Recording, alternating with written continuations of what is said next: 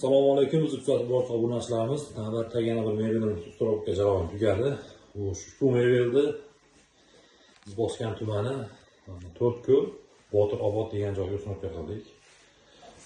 Joyimiz 3 bu yoq 90 holatda bo'lgan. Akril materiali balandligi to'shli 2 metr holatda bo'ldi. 1,9 million so'mga ofir holatda 9 million so'mga mebel qilib berdik. Ular bizdan emas. Faqat Mulka sushurka semestillari bor. Akril materialda bo'lgan, bo'yi satroro chiqsin degan maqsadda o'rtasiga parti qismiga granitda 50 yiligidan qo'yib berganmiz.